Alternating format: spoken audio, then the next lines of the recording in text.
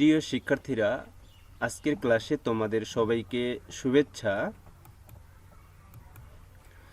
আমি মোহাম্মদ তাহির ইসলাম, সহকারী শিক্ষক গণিত, Pallabi Majedul Islam model high school, Pallabi, Dhaka. এটা আমার মোবাইল নাম্বার আর এটা আমার ইমেল নাম্বার।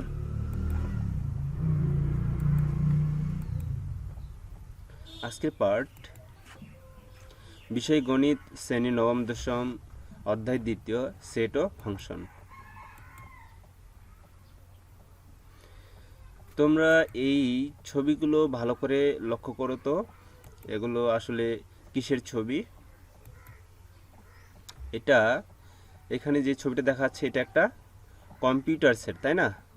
এটা একটা চেয়ার টেবিলের সেট, আর এটা একটা ক্রিকেট সেট, আর এটা একটা কি বইয়ের সেট।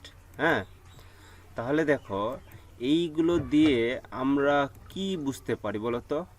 সবগুলোতে আসলে একটা সেট কথাটা আছে। এটা তো সেট কথাটা আছে, এটা হচ্ছে কম্পিউটার সেট, এটা তো সেট আছে, তাই না? এটা হলো চেয়ার টেবিল সেট, আর এটা হলো ক্রিকেট সেট, এটা হলো কি বই সেট। তাহলে সবগুলো সেট। তাহলে আজকের পাঠের বিষয়টা আমাদের হবে কি সেট। এই ক্লাসে বা এই পাঠ শেষে তোমরা যা শিখবে, সেটের ধারণা ব্যাখ্যা করে প্রতীকের সাহায্যে প্রকাশ করতে পারবে, সেট প্রকাশের পদ্ধতি বর্ণনা করতে পারবে, অসীম সেট ব্যাখ্যা করতে পারবে এবং সসীম ও অসীম সেটের পার্থক্য নিরূপণ করতে পারবে, সেটের সংযোগ ও ছেদ ব্যাখ্যা এবং যাচাই করতে পারবে। আজকের ক্লাসে তোমরা এই পয়েন্টগুলো কি জানতে পারবে এবং পরবর্তীতে তোমরা এগুলো নিজেরাই কি ব্যাখ্যা দিতে পারবে। নিচের চিত্রগুলো ভালোভাবে লক্ষ্য করো। আসলে এগুলো বিভিন্ন ধরনের ছবি। এটা একটা, যেমন এটা কি ফলের ছবি, তাই না? এটা একটা আপেল ফল, তাই না? এটা হলো একটা ফুল, এটা একটা ফুলের ছবি। এটা হলো একটা ফলের ছবি। এটা হলো কি কলা। এটা হলো একটা সবজি, এটা একটা সবজির ফল। এটা হলো এটাও সবজির ফল, সবজি। এটা একটা আলু, তাই না? এটা এটা একটা সবজি, আর এটা একটা ফল, এটা একটা ফুল, এটা একটা ফুল। অর্থাৎ দেখো এখানে ফুলের ছবি আছে, আর ফলের ছবি আছে, আর সবজির ছবি আছে। এখানে তিন ধরনের ছবি দেখাচ্ছে, তাই না? একটা যদি আমরা ফুল, ফল এবং সবজির কথা চিন্তা করি তাহলে তিন ধরনের আছে। আচ্ছা, এগুলো যদি আমরা ফুলগুলো এক পাশে নেই, তারপর ফলগুলো যে এক পাশে নেই, আরেক জায়গায় নেই, আর সবজিগুলো যে আরেক জায়গায় নিই, তাহলে দেখা যাচ্ছে যে খুব সুন্দরভাবে একটা কি বোঝা যাচ্ছে যে এটা একটা এগুলো ফুলের ছবি, এগুলো ফলের ছবি, আর এগুলো সবজির ছবি। এই যে আমরা এখানে এলোমেলো করে দেওয়া ছিল, এগুলো আমরা কি সুবিন্যস্ত করে আলাদা আলাদা করে নিলাম। হ্যাঁ, এটাই হলো কি সেটের কাজ। তাহলে আমরা এখন সেটের সংজ্ঞাটা শিখব। সেট বাস্তব বা চিন্তা জগতের সুসংজ্ঞায়িত, এখানে বস্তুর হবে, বস্তুর সমাবেশ বা সংগ্রহকে সেট বলে। এখানে বানানটা ভুল আছে। সেটকে সাধারণত ইংরেজি বর্ণমালা বড় হাতের অক্ষর ABCD XYZ ইত্যাদি দিয়ে প্রকাশ করা হয়। তাহলে সেটকে ABCD XYZ ইত্যাদি বড় হাতের অক্ষর দিয়ে কি প্রকাশ করা হয়। তাহলে সেটের সংজ্ঞাটা কি? বাস্তব বা চিন্তা জগতের সুসংজ্ঞায়িত বস্তুর সমাবেশকে, এখানে বস্তুর সমাবেশ বা সংগ্রহকে সেট বলে। সুসংজ্ঞায়িত সমাবেশকে কি বলে? সেট বলে। তাহলে সেটের কাজটা হলো সুসংজ্ঞায়িতভাবে, মানে সুন্দরভাবে অ্যারেঞ্জমেন্ট করাটা বা মানে সাজানোটাই হলো কি সেটের কাজ। আশা করি তোমরা এটা বুঝতে পেরেছ। সেট প্রকাশের পদ্ধতি। সেট প্রকাশের পদ্ধতি দুই রকমের। একটা হলো কি তালিকা পদ্ধতি, আর একটা হলো সেট গঠন পদ্ধতি। তালিকা পদ্ধতি, যে পদ্ধতিতে সেটের সকল উপাদান দ্বিতীয় বন্ধনীর মধ্যে সুনির্দিষ্টভাবে উল্লেখ করা থাকে সেই পদ্ধতিকে তালিকা পদ্ধতি বলে। একাধিক উপাদান থাকলে কমা ব্যবহার করে উপাদানগুলোকে আলাদা করা হয়। তাহলে কি বলছে, যে পদ্ধতি সেটের সকল উপাদান দ্বিতীয় বন্ধনীর মধ্যে এই সুনির্দিষ্টভাবে উল্লেখ করা থাকে। তাহলে দেখো এ একটা সেট, হ্যাঁ, আর এ সেটের উপাদানগুলো দেখো এ আর বি, এবং এ বি আলাদা করে বোঝার জন্য মাঝখানে কি দেওয়া হয়েছে বলো তো, কমা। হ্যাঁ, যদি কমা ব্যবহার না করা হতো তাহলে এ বি পুরোটাই একটা উপাদান হতো। কমা দেওয়ার জন্য এই দুটা কি আলাদা আলাদা উপাদান, এটা এ একটা উপাদান, বি একটা উপাদান। আর সেটকে প্রকাশ করার জন্য সেকেন্ড ব্র্যাকেট দিতে হবে, এই সেকেন্ড ব্র্যাকেট ব্যবহার করতে হয় সেটের। যেমন বি একটা সেট, বি সেটের উপাদানগুলো 2 4 6, তা আলাদা করে বোঝার জন্য কমা ব্যবহার করা হয়েছে। আর সেটকে প্রকাশ করার জন্য সেকেন্ড ব্র্যাকেট দিতে হয়, এই জন্য সেকেন্ড ব্র্যাকেট দেওয়া হয়েছে।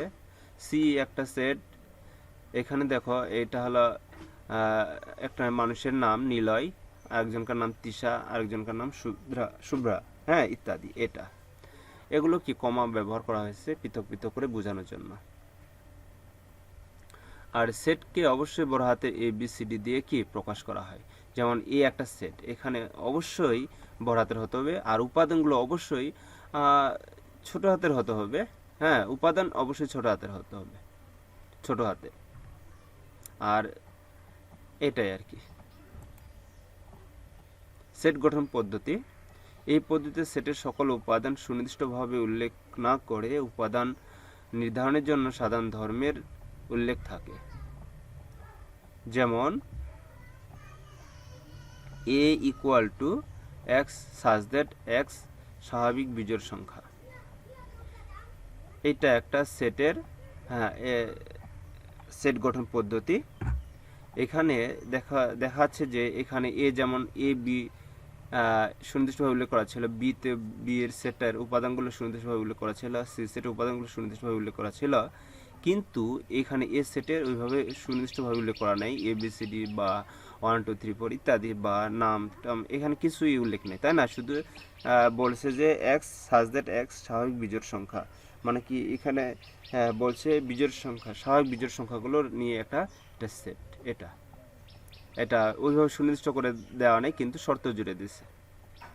একইভাবে B equal to x such that x নবম শ্রেণীর প্রথম 5 জন শিক্ষার্থী, এটা ওইভাবেই মানে একটা শর্ত জুড়ে দিছে, নির্ণয়ের জন্য একটা শর্ত জুড়ে দিছে ইত্যাদি। আচ্ছা, এখানে এই চিহ্ন, এটা যেন চিহ্ন দ্বারা এরূপ যেন বা সংক্ষেপে সাজ দ্যাট এটা বোঝায়। এটা অর্থাৎ এই চিহ্নটাকে মানে কি যেন বা সাজ দ্যাট বলা হয়। যেহেতু এই পদ্ধতিতে সেটের উপাদান নির্ধারণের জন্য শর্ত বা নিয়ম রুল দেওয়া থাকে, এই জন্য এই পদ্ধতিকে রুল মেথডও বলা হয়। আশা করি এটা তোমরা বুঝতে পেরেছো। সসীম সেট, যে সেটের উপাদান সংখ্যা গণনা করে নির্ধারণ করা যায় তাকে সসীম সেট বলে। যেমন এ একটা সেট, এ সেটের উপাদানগুলো এক্স ওয়াই জেড। আচ্ছা, তোমরা বলো তো এখানে কয়টা উপাদান আছে? 3টা, তাই না? এখানে একটা এক্স একটা, ওয়াই একটা, জেড একটা, এখানে তাহলে 3টা আছে। তাহলে আমরা কি গণনা করতে পারতেছি কয়টা আছে? হ্যাঁ, অবশ্যই পারতেছি, এখানে 3টা আছে, এই জন্য এটা সসীম সেট। আবার বি সেটটা দেখো, এখানেও কয়টা উপাদান আছে? একটা, দুইটা, তিনটা, চারটা উপাদান আছে। তাহলে এখানেও আমরা কি গণনা করতে পারতেছি, এই জন্য এটাও কি সসীম সেট। অর্থাৎ যে সেটের উপাদান সংখ্যা গণনা করে নির্ধারণ করা যায় সেই সেটকে সসীম সেট বলে। আশা করি এটাও তোমরা ক্লিয়ার করে বুঝতে পেরেছ। এবার অসীম সেট, যে সেটের উপাদান সংখ্যা গণনা করে নির্ধারণ করা যায় না তাকে অসীম সেট বলে। যেমন S equal to 1 2 3 4 5 6 dot dot dot dot dot dot dot. আচ্ছা, তোমরা বলো তো যে আমি 6-এর পর যে ডট ডট দেখাচ্ছি এগুলো কতগুলো সংখ্যা আছে, তোমরা কি বলতে পারবা? নিশ্চয়ই না, কেউ বলতে পারবে না, পৃথিবীর কেউ বলতে পারবে না যে এই 6-এর পর কতগুলো সংখ্যা আছে। এটা গুণে নির্ধারণ করা যাবে না, এই জন্য এটাকে অসীম সেট বলে। আশা করি এটাও তোমাদের কাছে 100% ক্লিয়ার। ফাঁকা সেট, যে সেটের কোনো উপাদান নেই তাকে ফাঁকা সেট বলে। ফাঁকা সেটকে ফাই দ্বারা প্রকাশ করা হয়, যেমন এ ইকুয়াল টু, আবার এই সেকেন্ড ব্র্যাকেট দিয়ে প্রকাশ হয়। দেখো এটা কিন্তু এটা সেটের সেটকে সেকেন্ড ব্র্যাকেট দিয়ে প্রকাশ করা হয়, কিন্তু সেটের ভিতরে কোনো উপাদান নেই, এজন্য এটা কি ফাঁকা সেট। যদি কোনো উপাদান থাকতো তাহলে এটা ফাঁকা সেট হতো না, কিন্তু দেখা যাচ্ছে সেকেন্ড ব্র্যাকেটের ভিতরে কোনো উপাদান নেই, কোনো সংখ্যা নেই, কোনো এবিসিডি নেই, বা কোনো নাম টাম বা ইত্যাদি কোনো কিছুই নেই, ফাঁকা, এই জন্য এটা ফাঁকা সেট। বা আমরা এই ইকুয়াল টু এই প্রতীকটাও দিয়ে প্রকাশ করতে পারি, এটাও একটা ফাঁকা সেটের প্রতীক। আশা করি এটা ক্লিয়ার করে বুঝতে পারছো। সার্বিক সেট, সার্বিক সেটটা কি জিনিসটা আমি এখানে বুঝাচ্ছি। আচ্ছা, আলোচনায় সংশ্লিষ্ট সকল সেট একটি নির্দিষ্ট সেটের উপসেট। বলছে আলোচনায় সংশ্লিষ্ট সকল সেট একটি নির্দিষ্ট সেটের উপসেট। যেমন এখানে A equal to x y, এইটা একটা সেট, এখানে A equal to x y এটা সেটটি, B equal to x y z এটা একটা সেট। আচ্ছা, দেখা যাচ্ছে এই এ সেটটার সকল উপাদান কি বি সেটের মধ্যে আছে, তাহলে এই এ সেটটাকে বি সেটের কি বলে, উপসেট বলে। হ্যাঁ, যেহেতু এর সকল উপাদান এর মধ্যে আছে, এই জন্য এ সেটকে বি সেটের উপসেট বলে। আচ্ছা, এখানে বি সেটকে এ সেটের সার্বিক সেট বলে। তাহলে এই বি সেটকে কি বলে, সার্বিক সেট বলে। কার, এ সেটের। বিষয়টা আশা করি তোমরা বুঝতে পেরেছ। আবার বলা হচ্ছে সার্বিক সেটকে সাধারণত এই বড় হাতের কি ইউ দ্বারা প্রকাশ করা হয়।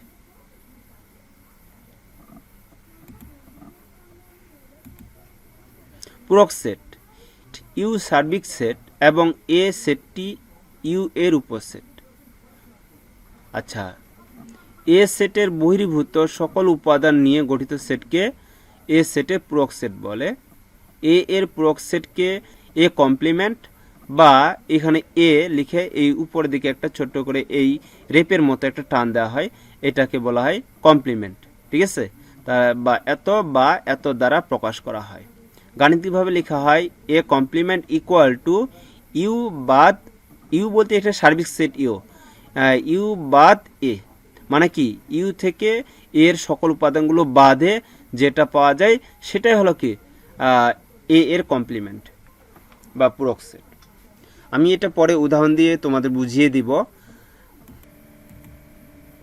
সংযোগ সেট, দুই বা ততোধিক সেটের সকল উপাদান নিয়ে গঠিত সেটকে সংযোগ সেট বলা হয়। মনে করি এ ও বি দুইটি সেট, এ ও বি সেটের সংযোগ এ ইউনিয়ন বি, এটাকে বলে ইংরেজিতে ইউনিয়ন, বা বাংলায় বলে কি সংযোগ। তাহলে এ ইউনিয়ন বি দ্বারা প্রকাশ করা হয় এবং পড়া হয় এ সংযোগ বি অথবা এ ইউনিয়ন বি। আশা করি এটা ক্লিয়ার করে বুঝতে পেরেছ। আচ্ছা, নিচের চিত্রগুলো ভালোভাবে লক্ষ্য করো। এখানে দেখা যাচ্ছে কি আছে বলো তো, এটা একটা ফুল আছে তাই না, একটা বই আছে, একটা আপেল আছে, একটা কলম আছে। এই পাশে দেখো একটা বই আছে, একটা কাঁঠাল আছে, কাঁঠালের ফল আছে, আলু আছে, আর এটা কলম আছে। তাহলে এখানে এটার নাম কি বলতো, ইউনিয়নের কাজটা কি, উভয় পাশে শুধু কমনগুলো নিবে, আর কমনগুলোর মধ্যে একটা আর আনকমনগুলো নেবে। আমি আবার বলতেছি, উভয় পাশে কমনগুলোর মধ্যে একটা এবং আনকমনগুলো। তাহলে দেখো এই পাশে ফুল আছে, এই পাশে ফুল নাই, তাহলে এই ফুলটাও আমরা নিব, এটা আনকমন। যেহেতু এই পাশে ফুল আছে, এই পাশে ফুল নাই, এটা আনকমনটাও এখানে নিব। আবার এখানে একটা বই আছে, এই পাশে একটা বই আছে, এই কমনগুলোর মধ্যে একটা নিতে হবে। অর্থাৎ এখানে একটা বই, এখানে একটা বই, এখানে দুইটা বই আছে তাই না, এই বইগুলোর মধ্যে আমরা একটা নিব। এখানে আপেল আছে, এই পাশে আপেল নাই, তাও আমরা এখানে নিব, আনকমনটাও নিব। তার মানে এই প্রত্যেকটার কাজ হচ্ছে কমন অ্যান্ড আনকমনগুলো নেওয়া। দেখো তাহলে বিষয়টা কি হচ্ছে, সবগুলো এখানে চলে আসলো। কি দেখাচ্ছে, ফুল একটা ছিল, এই একটা ফুল আসছে, বই দুইটা ছিল, এখানে দুইটা, আপেল একটা ছিল, একটা চলে আসছে, কলম দুই পাশে দুইটা ছিল, কলমটা একটা আসছে, কাঁঠাল এই পাশে একটা ছিল, এই কাঁঠালটা আসছে, আলু এই পাশে একটা ছিল, আলুটা আসছে। তার মানে বোঝাচ্ছে এইটা কি সংযোগ, মানে উভয় পাশের কমন অ্যান্ড আনকমন মিলে এখানে হবে যে সেটটা তৈরি হবে। তারপর নিঃশেষ সেট দেখো, নিঃশেষ সেটটা কি, দুইটি সেটের মধ্যে যদি কোনো সাধারণ উপাদান না থাকে তবে সেট দুইটিকে পরস্পর নিঃশেষ সেট বলে। মনে করি এ ও বি দুইটি সেট, হ্যাঁ, তাহলে এ সেটের যে উপাদানগুলো আছে বি সেটে ওইগুলো নেই, বা বি সেটের যে উপাদানগুলো আছে এর মধ্যে নেই, অর্থাৎ কি এ সেটের উপাদানগুলো আর বি সেটের উপাদানগুলো সম্পূর্ণ আলাদা। তাহলে এদের এ ইন্টারসেকশন বি, এটা হলো কি ইন্টারসেকশন প্রতীক, হ্যাঁ, তাহলে এ ইন্টারসেকশন বি বা সেট, তাই A intersection B equal to phi, মানে ফাঁকা চিহ্ন, ফাঁকা সেট, হ্যাঁ, এত হলে এ ও বি পরস্পর নিঃশেষ সেট হবে। এটা বলা হচ্ছে এ আর বি এর উপাদানগুলোর মধ্যে যে কোনো কমন উপাদান না থাকে সেটা হলো ফাঁকা সেট, আর ফাঁকা এই ধরনের সেটকে নিঃশেষ সেট বলে। আশা করি বিষয়টা ক্লিয়ার। এরপরে আমরা অঙ্কের মাধ্যমে এগুলো বুঝতে পারবো, এই সংজ্ঞাগুলো।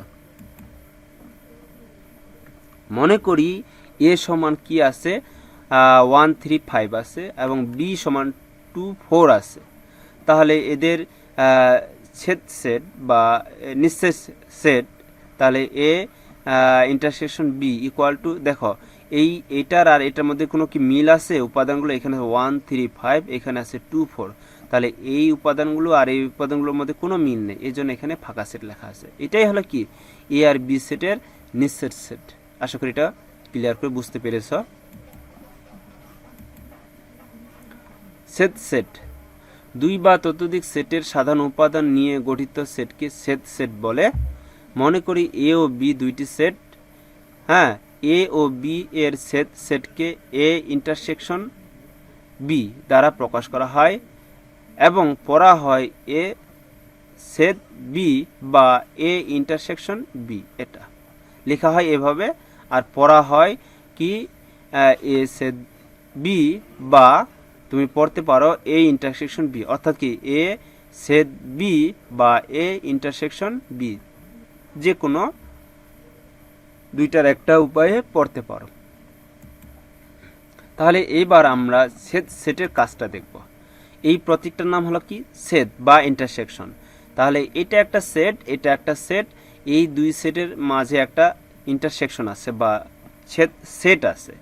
এই ছেদ সেটের কাজ বা ইন্টারসেকশন সেটের কাজ হলো কি উভয় পাশে শুধু কমনগুলো নেবে। তাহলে দেখো এখানে শুধু কমনগুলো এই পাশে আর এই পাশের মধ্যে, এইটা এই সেটের মধ্যে আর এই সেটের মধ্যে যেটা মিল আছে এখানে আসবে। এখানে ফুল আছে, এখানে এই পাশে ফুল নেই, তাহলে কমন না, এটা নেবে না। এই পাশে একটা বই আছে, এখানে একটা বই আছে, তাহলে এটা আর এটা কি কমন, উভয় সেটে এই জিনিসটা কমন, তাহলে এই বইটা এখানে আসবে। এখানে আপেল আছে, এই পাশে আপেল নেই, তাহলে এটা আসবে না। আর একটা কলম দেখাচ্ছে, এই পাশেও কি একটা কলম আছে, তাহলে এটা কমন, তাই না? তাহলে এটাও এখানে আসবে। এই পাশে একটা আলু দেখাচ্ছে কিন্তু এই পাশে আলু নেই, তাহলে এটা আনকমন। তাহলে এইবার আমরা দেখি যে শুধু কমনগুলো এখানে আসবে, আনকমনগুলো আসবে। ইউনিয়নের বেলায় কমন অ্যান্ড আনকমন, আর এই ইন্টারসেকশনের বেলায় শুধু কমনগুলো। তাহলে কমনগুলো দেখি, এখানে কমন কি কি আছে? একটা বই আছে, একটা কলম আছে, তাই না? এই দুইটাই কমন। তাহলে দেখি কাজ কি হলো, হ্যাঁ, এই শুধু বই আর কি কলম আসলো, এটা হলো কি ছেদ সেটের কাজ। আশা করি এটা 100% ক্লিয়ার হয়েছে তোমাদের কাছে। সেটের অন্তর, মনে করি এ ইকুয়াল টু 1 2 3 4 5 এবং বি ইকুয়াল টু 3 5।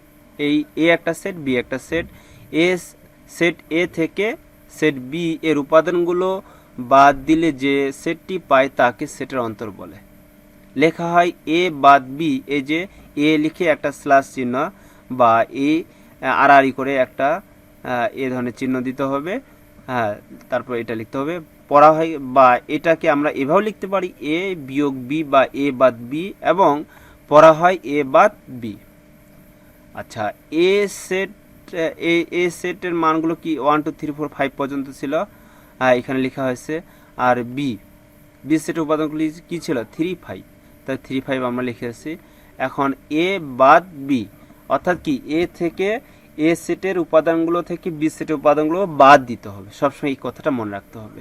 তাহলে এ সেটের উপাদানগুলো কী আছে 1 2 3 4 5, আর বি সেটের উপাদানগুলো আছে 3 5। তাহলে এটার সাথে এগুলোর মিল কী কী আছে 3 আর 5, তাহলে 3 আর 5 বাদ দিলে 1 2 4 পাই, এখানে 1 2 4 পাইছে। এই যে এটা আমরা সবসময় এই উপাদানগুলো এখানে লিখব, তবে এটার সাথে এটার যেটা মিল আছে সেগুলো বাদে এখানে লিখব। আশা করি এটা ক্লিয়ার করে বুঝতে পেরেছ। তাহলে আমরা নিচের চিত্রগুলো ভালোভাবে লক্ষ্য করি। আমরা এবার এই প্রতীক মানে কি বাদ, তাই না? হ্যাঁ, এইবার আমরা বাদ মানে কি ওই যে অন্তরের কাজ শিখব।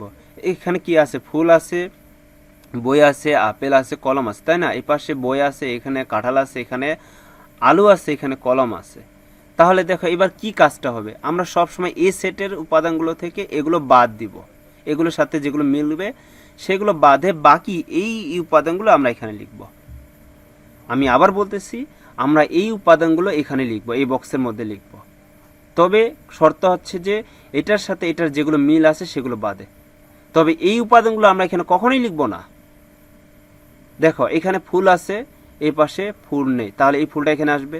এখানে বই আছে, এখানে বই আছে, তাহলে এটার সাথে এটা মিলে গেছে, তাহলে ওটা আর লিখবো না। এখানে আপেল আছে, এ পাশে আপেল নেই, তাহলে আমরা এই আপেলটা এখানে লিখবো। এ পাশে কলম আছে, এই পাশেও কলম আছে, তাহলে মিলে গেছে, তাহলে এটা এখানে লিখবো না। কিন্তু দেখো এই কাঁঠাল তো এই পাশে আসছিল, কাঁঠাল তো এই পাশে নাই, তাহলে কাঁঠালটা কি এখানে লিখবো না? কখনোই লিখবো না। আমরা এই উপাদানগুলো এখানে শুধু লিখবো, তবে এইগুলোর সাথে এগুলো যেগুলো মিলে যাবে এখানে সেইগুলো বাদে লিখবো। আশা করি তোমরা এটা বুঝতে পারছো। তাহলে আমরা কাজটা দেখি এবার কি হচ্ছে। এই যে তাহলে কি কি আসলো বলো তো, এখানে ফুলটা আসলো আর আপেলটা আসলো। আর এখানে কি ছিল, এইখানে একটা কলম ছিল, এই পাশে একটা কলম ছিল, কলম মিলে গেছে, আমরা এটা লিখে নাই। কিন্তু এখানে দেখো একটা কিন্তু আলু ছিল, তাই না? এই আলুটা কি এখানে আসছে? না, আসে নাই। তাহলে তোমাদের মনে রাখতে হবে এই সেটের মানে যেটা থেকে বাদ দিব ওইটাই এখানে লিখব, তবে এটার আর এটার যেটা মিল খাবে সেটা বাদে আমরা এখানে লিখব। এক কথায় এখানকার উপাদানগুলো আমরা এখানে লিখব। কোনগুলো লিখব? যেগুলো এটার সাথে এটা মিলবে না সেগুলো লিখব। আশা করি এটা বুঝতে পেরেছ। এইবার দেখো আমরা এই যে তিনটা নিয়ম শিখছি, একটা কি কি শিখছি বলো তো? একটা ইউনিয়ন শিখছি, একটা ইন্টারসেকশন শিখছি, একটা বাদ শিখেছি। এগুলো দিয়ে আবার একটা অঙ্ক করে দেখি। তাহলে এ সমান কত দেওয়া আছে? 1 2 3 4 1 2 3 এ বি দেওয়া আছে, আর বি কত দেওয়া আছে 2 3 এ বি সি দেওয়া আছে। তাহলে এবার আমরা ইউনিয়নের কাজটা দেখি প্রথমে। আচ্ছা, এটা এ ইউনিয়ন বি, তার মানে কি এ ইউনিয়ন বি, তাহলে এ সেটের মানগুলো এখানে লেখা হয়েছে, ইউনিয়ন ছিল, ইউনিয়নটা দেখা হয়েছে, বি এর এই যে বি সেটের উপাদানগুলো এখানে লেখা হয়েছে। এখন এটা কি বলতো, আমি এর আগে বলেছি যে এটা হলো ইউনিয়ন, আর এটার কাজ হলো কমন অ্যান্ড আনকমনগুলো মিলে সেট তৈরি হওয়া, এইখানে লেখা, তাই না? তাহলে এখানে 1 আছে, এখানে আছে 1 নাই, তাহলে এটা আনকমন। তারপর এটা আমরা লিখব, কি লিখবো? আনকমন অ্যান্ড আনকমন মিলে এখানে লিখব। তাহলে এখানে 1 আছে, এখানে 1 লিখেছি, 2 আছে, এখানে 2 আছে, 2 লিখেছি, এখানে 3 আছে, এখানে 3 আছে, 3 লিখেছি। কমনগুলোর মধ্যে একটা, এখানে এ আছে, এখানে এ লিখেছি, এখানে বি আছে, বি লিখেছি। হ্যাঁ, এখানে কিন্তু সি নাই, এই পাশে সি আছে, তারপর আমরা লিখেছি, এটা আনকমন। তাহলে ইউনিয়নের কাজ হলো কমন অ্যান্ড আনকমনগুলো মিলিয়ে লেখা এটা। আর ইন্টারসেকশনের কাজ হলো কি শুধু কমনগুলো নেওয়া। তাহলে দেখো এখানে 1 আছে, এই পাশে 1 নাই, তাহলে এটা কমন নাই, তাহলে এটা আমরা লিখবো না। এখানে 2 আছে, এখানে 2 আছে, এটা কমন, তাহলে কমনটা এখানে লিখেছি। এখানে 3 আছে, এখানেও 3 আছে, এটাও কমন, তাহলে কমনটা লিখেছি। এখানে এ আছে, এখানেও এ আছে, কমনটা লিখেছি। এখানে বি আছে, এখানেও বি আছে, কমনটা লিখেছি। কিন্তু এখানে সি ছিল, তাই না? কিন্তু এই পাশে সি নাই, তাহলে এটা কমন নাই, এটা লিখে নাই। তাহলে ইন্টারসেকশনের বেলায় শুধু কমনগুলো নিতে হয়, এই কথাটা তোমাদের মনে রাখতে হবে। এবার এ বাদ বি দেখো, এ সমান এ সেটের মানগুলো বসিয়েছি 1 2 3 এ বি, আর বি সেটের উপাদানগুলো কি ছিল 2 3 এ বি সি। তাহলে এ থেকে বি বাদ, তাই না? তাহলে এর সাথে বি এর যেগুলো মিলে যাবে সেগুলো বাদে আমরা এর মানগুলো এখানে লিখব। তাহলে দেখো এখানে 1 আছে, এখানে 1 নাই, কিন্তু বাকিগুলো 2 3 এ বি, এখানেও 2 3 এ বি আছে। হ্যাঁ, তাহলে আমি আগেও বলছি যে আমরা শুধু এই উপাদানগুলো এখানে লিখব, তবে শর্ত হচ্ছে এগুলোর সাথে এগুলো যেগুলো মিলে যাবে সেগুলো বাদে। এই দিকে কি আছে সেটা আমরা এখানে লিখব না, কখনো লিখব না। এই সেটের উপাদানগুলো কখনো এখানে লিখব না, আমরা শুধু সামনের সেটের উপাদানগুলো এখানে লিখব। তবে কোনগুলো লিখব, এটার সাথে যে এখানে এটা মিলে যাবে সেটা বাদে। আশা করি এটা বুঝতে পেরেছো। আমরা যে এই পাশে যেমন সি ছিল, এখানে কি সি লিখেছি? না, আমরা সামনের শুধু সামনের যেটা ছিল সেটা লিখেছি।